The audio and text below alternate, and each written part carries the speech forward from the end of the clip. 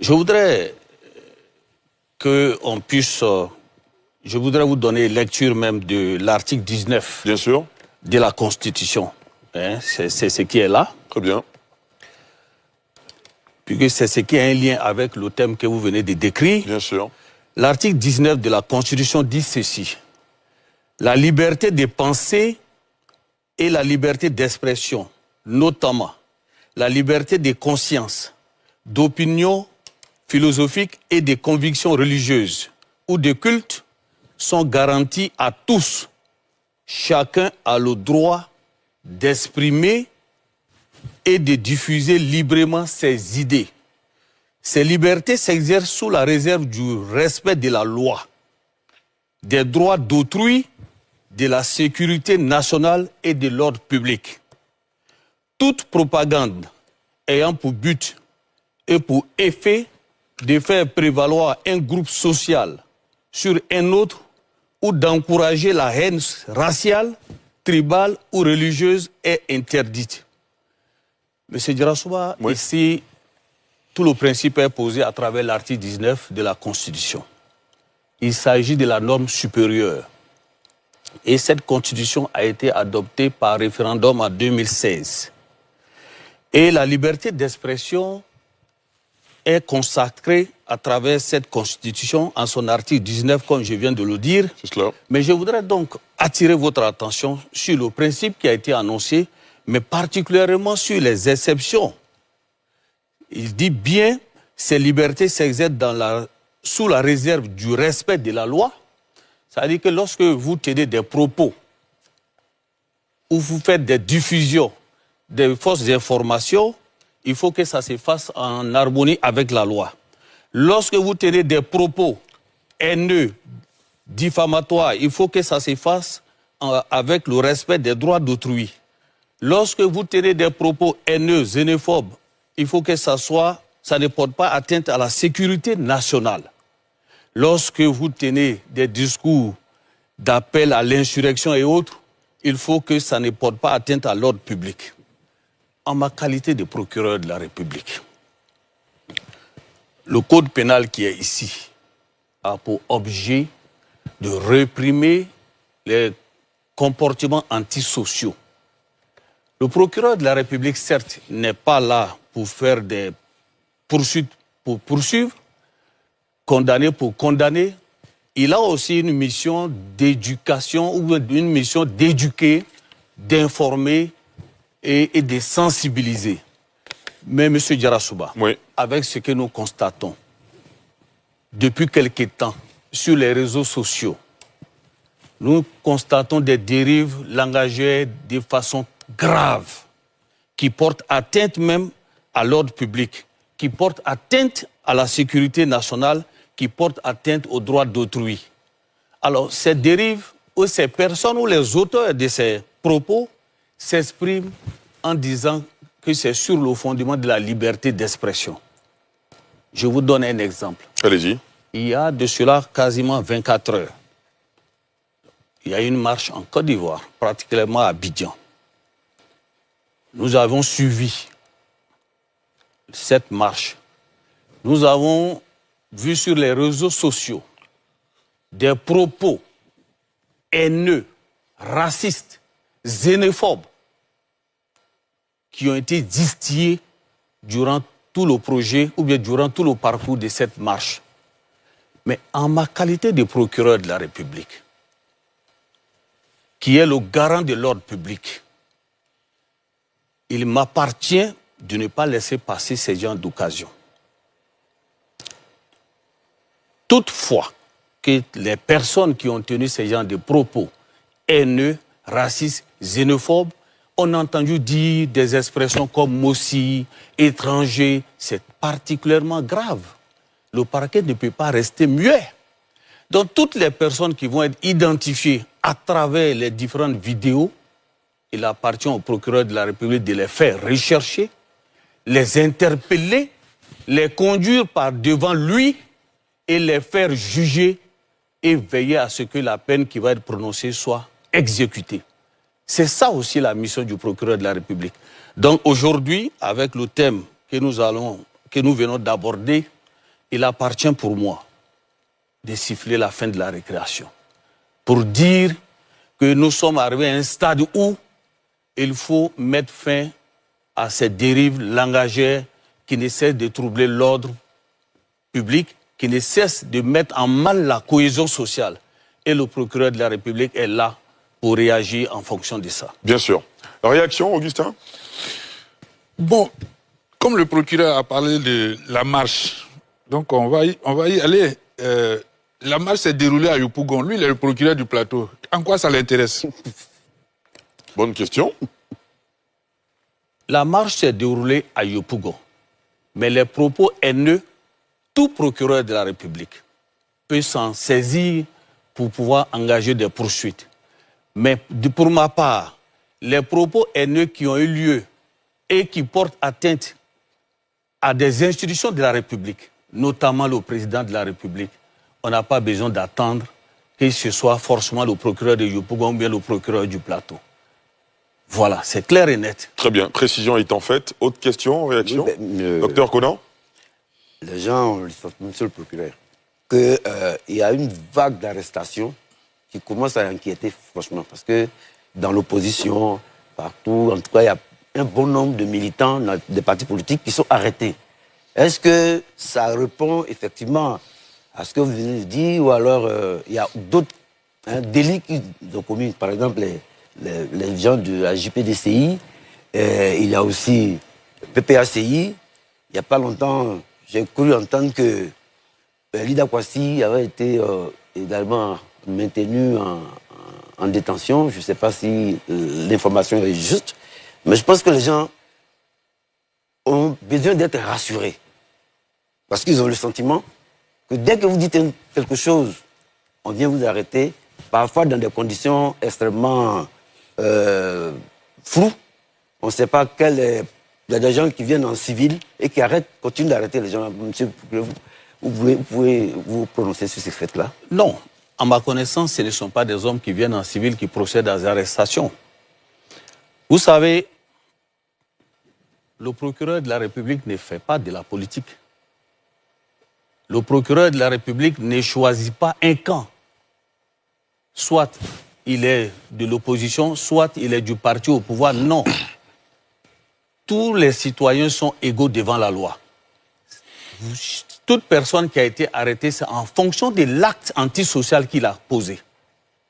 L'acte posé qui est en contradiction avec le code pénal dont j'ai parlé tout à l'heure. Donc, quand vous dites de rassurer, mais je voudrais dire qu'au contraire, ce que nous faisons, c'est ce qui rassure. C'est ce qui rassure. Parce que les actes qui sont posés, c'est des actes qui sont constitués d'infractions à la loi pénale. Alors, il ne faut pas les laisser passer. Il faut éviter qu'on soit dans une situation de chien-lit. Le désordre ne doit pas passer. Toutes les personnes qui ont été interpellées à la suite des instructions du procureur de la République, ces interpellations ont été faites sur la base des infractions prévues par le code pénal. C'est clair et net. Très bien. Professeur Banga? Monsieur le procureur, quand même, est-ce qu'on peut en savoir plus? C'est vrai que vous le dites, vous ne choisissez pas de parti, mais je ne sais pas si c'est le hasard ou malheureusement ou heureusement, 90% des gens qui sont détenus aujourd'hui viennent de l'opposition. Et directement ou indirectement, ça peut créer une suspicion. D'ailleurs, en plus, on ne sait pas trop pourquoi. Toute la JPDCI et estudiantine est quasiment en prison. On a le PPACI qui s'est plaint après les attaques du bus à Yopougon, qui estime que la justice, en tout cas qui vous accuse en quelque sorte d'arrêter ces militants. Hier, on a eu Lida Kwasi et je crois un ambassadeur qui sont proches, Kone Boubacar, qui ont été arrêtés. Ça fait beaucoup quand même sans qu'on ne sache trop pourquoi. Est-ce que bon, peut-être que vous allez nous expliquer pourquoi, mais si vous n'expliquez pas, est-ce que vous ne comprenez pas aussi cette suspicion? D'ailleurs, qu'est-ce qui s'est passé, par exemple, avec les gars du AJCPDCI? Qu'est-ce qui se passe avec Lida Kwasi Moïse et Kone? Où en sommes-nous avec les attaques du bus? D'autant plus que certains témoignages sont mis en cause par des partis politiques, notamment le PPACI dans ces communiqués. S'agissant de la question de la JPDCI, il s'agit de 3 jeunes gens Et vous avez tous vu sur les antennes ou bien sur les réseaux sociaux la vidéo qui a circulé. Ils ont procédé à travers une vidéo à un appel à la limite à l'insurrection, un appel à la provocation des troubles à l'ordre public. Ça, c'est clair et net. La vidéo parle d'elle-même. Eux-mêmes, ils reconnaissent ça. Et c'est ça qu'il faut anticiper. Il faut anticiper, il faut éviter cela. Parce que là, ça trouble l'ordre public. Ce n'est que l'appel ou il y a d'autres choses bien sûr, il y a d'autres choses. Voilà, ce n'est pas l'appel seulement, il y a d'autres choses. Alors, il y a un premier... je ne voudrais pas rentrer trop en profondeur parce que c'est des dossiers qui se trouvent en cabinet d'instruction. Dès lors, le juge d'instruction est saisi, le procureur de la République est dessaisi. Mais je voudrais vous rassurer que les poursuites au niveau du parquet ne sont pas faites en fonction des partis politiques. Vous parlez des actes posés à Yopougon, l'affaire du bus, ainsi de suite. Et de la voiture de police. Exactement. Mais il s'agit des actes perpétrés dans le but de créer la cause, la peur au sein de la population. Et regardez les images, c'est tellement violent. Alors, comme l'enquête en cours, je ne vais pas en dire longtemps et je ne vais pas en dire plus pour ne pas biaiser un peu les informations que nous avions obtenues au cours des différentes auditions. Mais je voudrais vous inviter à vous en tenir au communiqué que j'ai eu déjà à faire publier. Et lorsque la procédure sera à mon niveau dans les jours à suivre, ben je pense que j'aurai l'occasion encore de vous donner de plus amples informations sur ces faits. Très bien. Oui, allez-y. Vous me parlez de M. Lida Kwasi, vous me parlez de M. Boubacar Koné. Mais pour l'heure, je ne peux pas en dire plus. Mais pourtant, vous ne m'avez pas parlé de Katina, vous ne m'avez pas parlé de Lida Kwasi. Donc si ces deux personnes sont visées dans l'enquête, bon, certainement il y a des éléments... Il y a Damana Picasso qui ont fait 10 heures d'audition, c'est pas beaucoup 10 Oui, non, ce n'est pas beaucoup. Et puis en fait, c'est des auditions qui étaient quand même avec des suspensions pour leur permettre de prendre du café, et voilà, ainsi de suite. Voilà. Ce n'est pas fait pour pouvoir les épuiser. Au bout de 10 heures, ils ont été blanchis? Non, ça ne veut pas dire qu'ils ont été blanchis. Voilà. Le ministère public, lorsqu'il engage des poursuites, il est à la recherche des indices sérieux et concordants par rapport à une infraction qui a été posée. Donc, s'il estime que les charges sont et les indices sont sérieux et concordants, il peut prendre une mesure de garde à vue. Tout comme il peut ne pas prendre des mesures de garde à vue. Mais en ce qui concerne les deux personnalités dont vous aviez parlé tout à l'heure, je voudrais m'arrêter là pour dire que l'enquête est toujours en cours et je crois que dans les jours à suivre, vous aurez de plus amples informations concernant ce qu'on leur reproche. Très bien. Non, s'il vous plaît. Mais s'il vous plaît, non, mais vous allez revenir, ne vous inquiétez pas, Il y en a deux qui n'ont pas encore intervenu. Oui. Alors, monsieur le procureur, il y a un sujet, finalement, qui revient depuis un moment, c'est le sujet de Alain Traoré, dit Alino Faso, qui a fait la une de tous les journaux, du nom de ce jeune qui est décédé à la maison de gendarmerie d'Abidjan, on l'a appris, à travers un communiqué signé de vous. Aujourd'hui, tout le monde a envie de savoir où on en est avec cette affaire. Traoré Alain Christophe, alias Alino, était poursuivi devant la section antiterroriste du tribunal de première instance d'Abidjan pour des faits complot contre l'autorité de l'État, espionnage, ainsi de suite.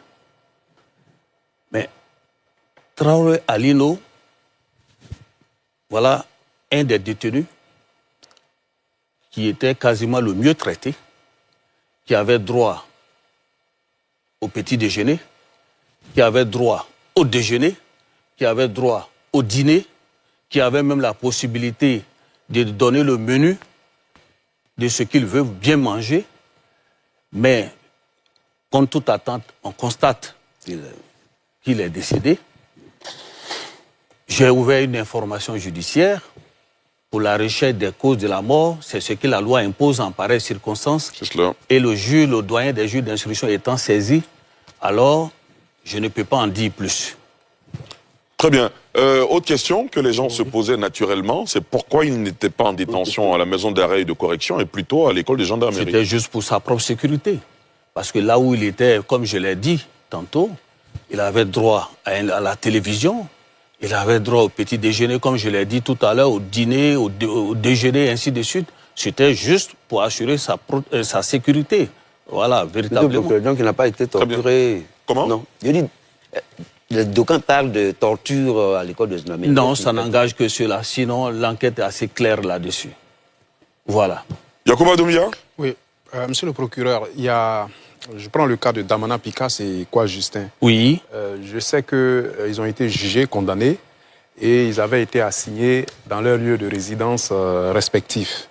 Je crois Damana Picas, Kwa Justin pour Korogo, si ma mémoire est bonne. Et puis Damana Picas, si je m'en tiens à son lieu de résidence, je ne sais pas si c'est Abidjan ou bien Fresco. Oui. Alors récemment encore, ils ont fait l'objet d'auditions. Et après, je crois qu'il a été dit qu'ils ne doivent pas sortir pour Damana Picas d'Abidjan. Et puis, Kwa Justin, qu'il retourne à Korogo. Est-ce que ça ne fait pas un peu surabondant tout ça? Et puis, quelles sont les garanties généralement quelles sont les garanties qu'offre justement la justice quand ces personnes assignées dans leur lieu de résidence ne doivent pas sortir? Quelles sont les garanties qu'on prend ou comment les surveiller ou quels sont les mécanismes qu'on met en œuvre pour éviter justement que ces personnes-là quittent leur lieu de résidence? Merci beaucoup. Je voudrais dire, s'agissant de M. Damana Picas et Kwa Justin et autres, ils ont été jugés devant le tribunal correctionnel et criminel et ils ont été déclarés coupables. Une peine d'emprisonnement a été prononcée. Il y a eu des peines complémentaires également qui ont été prononcées. C'est ce que vous aviez dit tout à l'heure. Interdiction de paraître à tel lieu, soit votre lieu de naissance. Oui.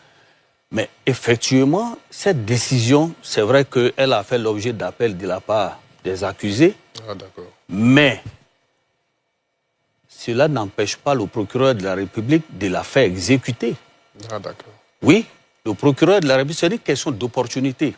À tout moment, le procureur de la République peut prendre un réquisitoire aux fins d'incarcération pour faire exécuter la peine qui a été prononcée. C'est assez clair. Donc, je profite de cette émission pour faire la lumière sur ce point. Même demain matin, je peux prendre un réquisitoire aux fins d'incarcération pour interpeller ces personnes-là et les déposer dans une de nos prisons. Mais, par rapport à votre question, les peines complémentaires qui ont été prononcées sont là.